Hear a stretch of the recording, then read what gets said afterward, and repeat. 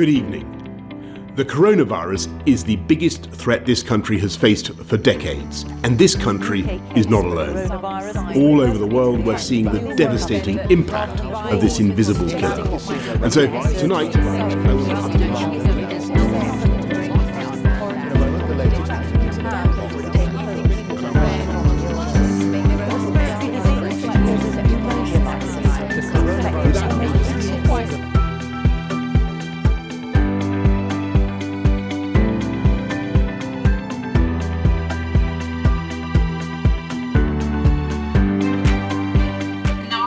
between 80 and 90% of staff right across the travel industry have been furloughed. So you're working on more volume of calls, more volume of emails that you're having to work through, but you just don't have the capacity, you don't have the volume of people to be able to support the needs of the consumer right now. But the reality is the quarantine measures, are important, and we're supportive of it. It's really about the lack of joined up conversations with the industry on how the quarantine measures affect consumers to travel. What are your thoughts on this quarantine? Oh, exceptionally frustrating. Today's a really frustrating day for our industry. We believe that the measures that have been put in place now are completely ill-balanced, illogical, and just far too little too late. This should have been in place back in March when the virus first pandemic was first in play, but we're now at a situation where we are 4 months into the pandemic. The industry's had no income coming in whatsoever, lots of costs going out. So just completely illogical. We just cannot see any sense to it at all. And what are the main concerns and questions that your travel agents are hearing from customers right now? I think the main concern is actually, are they going to be able to enjoy the holiday that they had booked? Are they going to be able to enjoy a holiday as they'd expected? What are the restrictions, the local restrictions that are being put in place? Will they be able to enjoy all the facilities as they would have expected? So there are a lot of questions that the customers are asking, and what we're trying to do is really build up as much information as we can as an industry so that we have all the information to be able to guide our customers so that we can give them the most up-to-date advice, which is changing constantly. And I think to echo the earlier point, consumer safety is absolutely the most important factor. What the frustration is here is the lack of consultation between the government and the industry, and tourism is just not an industry that can be switched on and off so quickly. So to find out a change like we found out on Saturday night and at such short notice really does put us on the back foot and means that it's incredibly difficult for us to provide the right customer service. How does the industry plan for a summer holiday? It's very difficult. So we all agree that consumer safety absolutely is the top priority.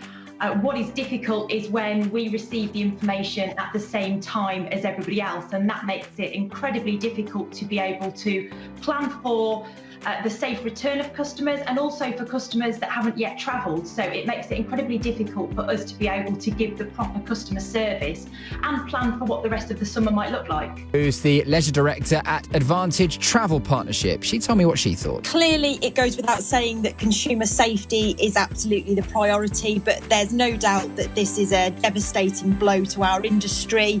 We were just starting to see some travel return, massive departure weekend this weekend for us, and also starting to see positive feedback on what the new customer experience overseas and in Spain in particular was like. So a real disappointing piece of news for us this evening. The travel industry, want to ensure that we are working alongside government to maintain public health. That's always top of the priority. However, the measures right now, there is no control, there is no enforcement.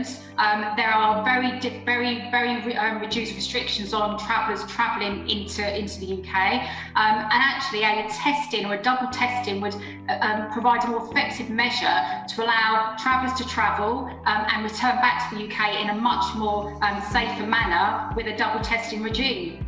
But the first step is please speak to a travel agent because they will have the most up-to-date information and be able to guide them through this chaotic time. But it's that there is a risk, unfortunately, with the way the policy works at the moment and the way the measures are introduced without testing, which we believe is absolutely vital to keep us virus-free and to make sure that we can continue travelling effectively. It's a very difficult time to put in place any travel plans. For lots and lots of businesses businesses who have had a horrendous 9 months in trying to, support customers, trying to manage changing restrictions, trying to, with the added complexities of all the restrictions that we've had throughout the month. It's been absolutely catastrophic, and I think this is the final nail in the coffin. Aside from the testing and that confused messaging, just the support for the sector as a whole, how do you feel that has been? Is there something else you'd have liked to have seen? There's been no support, so if you think about other sectors such as hospitality, we had the Eat Out to help out, and whatever we all feel about that was sector specific support, and there has been support for other sectors. For an industry that survives on selling international travel, we've been crucified, we've been decimated, we've been left to survive on our own. So I think anything we can do to support confidence and help customers with confidence, and what SAG have done, I think of just that is a short-term measure to ensure that age group, and they are obviously they do attract a particular demographic, have the confidence to travel. Kelly Cooks, who's Leisure Director with Advantage Travel Partnership, they're one of the organisations who represent independent travel agents. Good morning to you, Kelly. Good morning. A fair reflection that they just feel like they're on the back foot. They want some clear direction and they're not getting it. Is that what your members are saying? It absolutely is. And I think, to echo the earlier point, consumer safety is absolutely the most important factor. What the frustration is here is the lack of consultation between the government and the industry. And tourism is just not an industry that can be switched on and off so quickly.